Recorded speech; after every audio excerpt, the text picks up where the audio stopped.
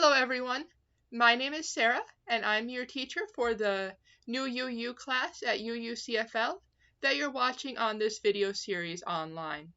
If you haven't already, you can tune into our first video, which was on the history of Unitarian Universalism and the UUA, or you can continue watching this video on the sources, principles, and traditions of Unitarian Universalism and go back to the history video at your leisure. So for today, we're going to be talking about the different sources, principles, traditions, and symbols that you may see as you attend a Unitarian Universalist congregation, such as the UUCFL. Now, you'll often hear Unitarian Universalism described as a religion without a creed.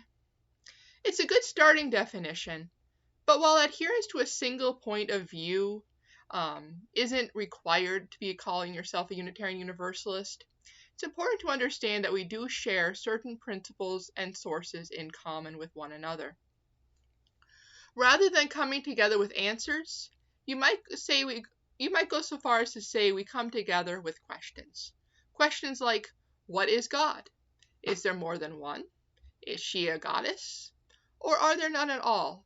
And the human condition is a wonderful and beautiful thing on its own and doesn't need a divine spark to be special. It's okay. Whatever your point of view, we're good. And of course, there's always the age-old Unitarian Universalist question, do we really have to sing? The answer is no. We don't have to sing. You can just mouth the words and look like you're singing. It's okay. So, let's begin with our defining symbol, the flaming chalice. You'll often hear us describe the flaming chalice as the symbol of our Unitarian Universalist faith, and that's very true. The flaming chalice was actually created during the Second World War by Hans Deutsch, an Austrian artist, who first brought together the chalice and the flame as a Unitarian symbol during his work with the Unitarian Service Committee. To Deutsch, the image had connotations of sacrifice and love. Unitarian Universalists today have many different interpretations of the flaming chalice, including the light of reason, the warmth of community, and the flame of hope and commitment. The lighting of the flaming chalice marks the beginning of the service, and at that time we usually say a chalice lighting to go along with it, one that circles back to the theme that the minister or speaker is emphasizing that day. Then at the end of the service, we close with a chalice extinguishing. So it serves both as a metaphysical symbol for our beliefs, for our passions, for our curiosity, for our divine spark, if you believe in one, but it also serves as a visual symbol, showing the start, showing the end of our services. Now, Unitarian Universalism has 7 principles which form our living tradition and ever-evolving belief structure. Now, these principles aren't passed down from some person on high 2,000 years ago. They're actually voted upon and agreed upon at General Assemblies of the Unitarian Universalist Association, in other words, by actual members of the faith. So, the first principle is the inherent worth and dignity of every person. This is saying that each person, by value of their reason, their being a person, means that they have inherent worth and dignity, both ourselves and the people around us, the people we pass every day on the street, the people we know, people we only hear about on the news or in stories, or people you may never meet. Everyone has the same inherent worth and dignity. Some UUs will also include animal and plant life within this principle and affirm the inherent worth and dignity of every living thing. Number 2 is justice, equity, and compassion in human relations. This takes the first principle and raises it to the level of the broader community, affirming the need for equal treatment under the law, for compassion in our dealings with one another, and equity for everyone, not just as an individual, but understanding that this needs to be affirmed at a systematic level in order to truly be effective. Number 3 is acceptance of one another and encouragement to spiritual growth in our congregations. So, one of the principles we hold very dear is the idea that every person's journey, spiritually speaking, is at heart the individual's to walk. We don't have the right to proselytize or force someone to think and believe the way that we believe. But this takes it one step beyond that tolerance and states that the community's job, the community's goal, is to support and encourage each member's individual quest for truth and meaning, wherever that may take them. But at the same time, you have to look also at our fourth principle, which is a free and responsible search for truth and meaning. So not only do we have the right to seek out the truth, but we must adhere to doing so responsibly. As we all know the saying, with great power comes great responsibility. So with that great power to seek out our own truth, our own meaning, we also have to understand and develop a responsibility and an open mind as we carry out this search. Number 5 is the right of conscience and the use of the democratic process within our congregations and in society at large. What this is saying is we are a very democratic bunch. All congregational decisions are made by the members of that congregation, and there is no higher authority than that of the congregation. There is no singular individual on high from afar who dictates what must happen at the UUCFL. The only people who dictate the fate of the UUCFL are those who are members of the congregation.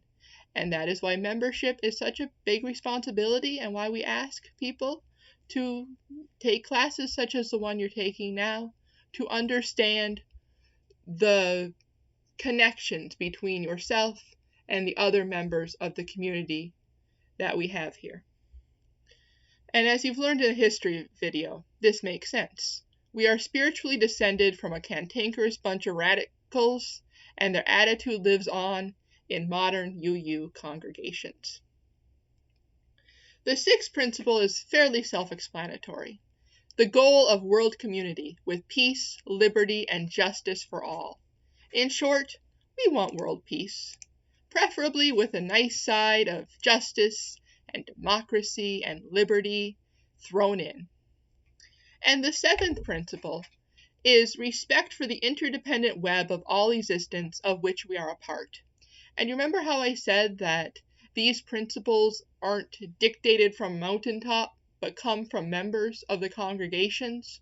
This is a great example, because this is a principle that was pushed for and ultimately adopted at the request of UU pagans who had come to these congregations, found a spiritual home, and wanted to see their principles and values added into the larger collective, the larger network, which we as Unitarian Universalists share.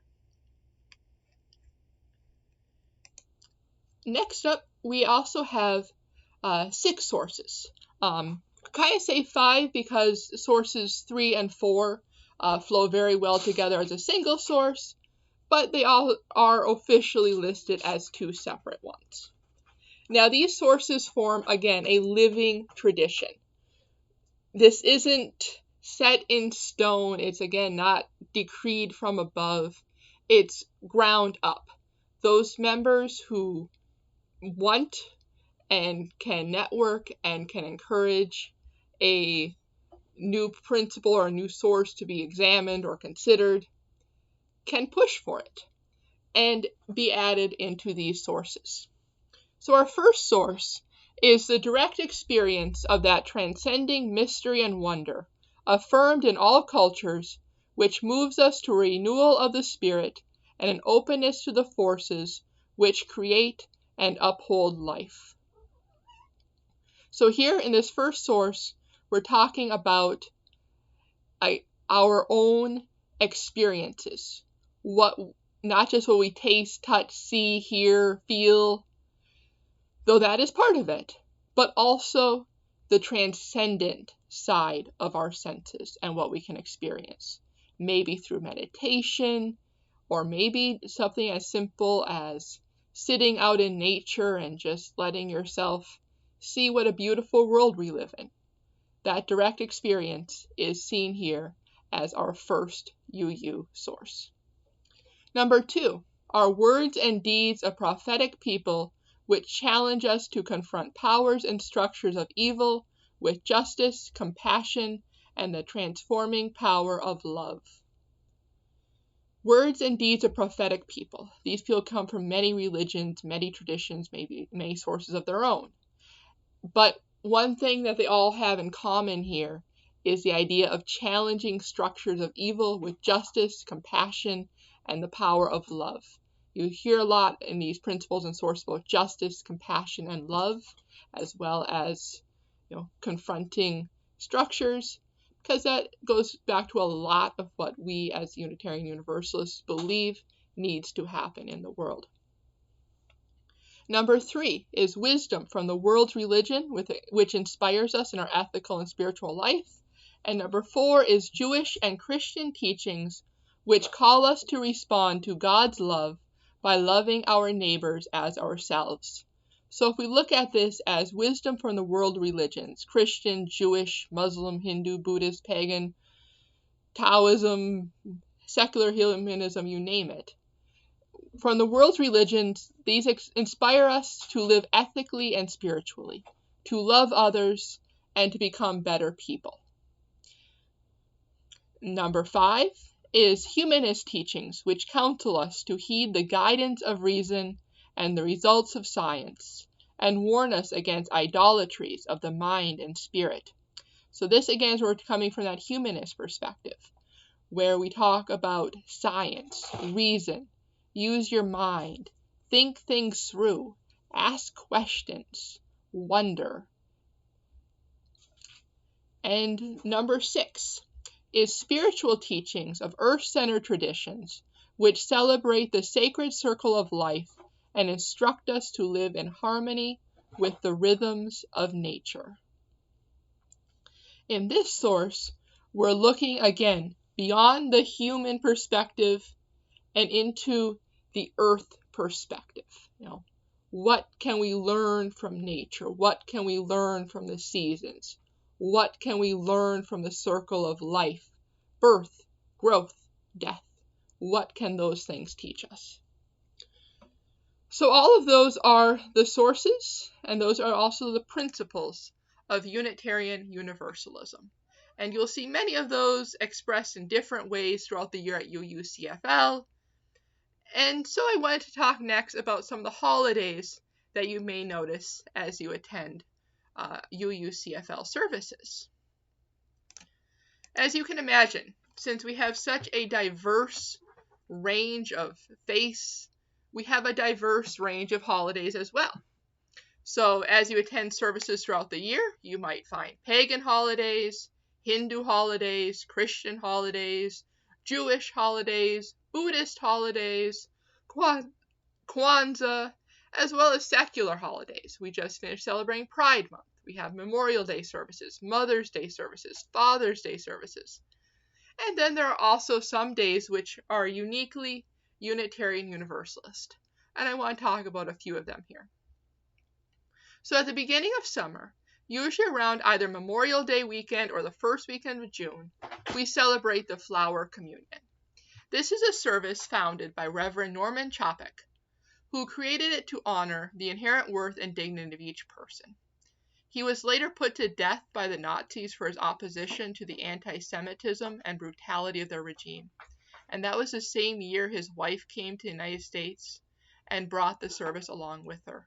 Since the 1920s, when he created it, this service has been held annually by Unitarians and now Unitarian Universalist congregations throughout the world, We exchange flowers and reflect upon the first principle and how we can put it into play in our own lives.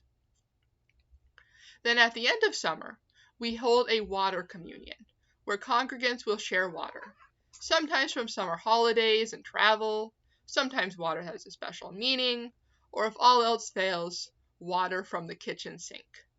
We share stories about the water, and we use its symbolism to bring us back together for the fall season. And while we're speaking of water, there's another tradition we do every Sunday involving water at UUCFL. We call it the water, joys and concerns, or sometimes the dropping of the stones. What we do, we have a bowl of water with rocks on the bottom. And you take a stone and you hold it in your hand and you reflect upon something in your life that's bringing you joy, something that you're sorrow, something you're concerned about, and you drop it into the water. And we say that a stone of joy ripples out to the whole community, while a stone of sorrow sinks into the deep well of compassion that we strive to be. So water, as well as fire, is a symbol you may see in a UU service at UUCFL. And the third holiday we have is Chalika. This is the UU's answer to the December holiday season for those Unitarian Universalists who ask, but what about me? Don't I get a holiday season to say happy holidays about?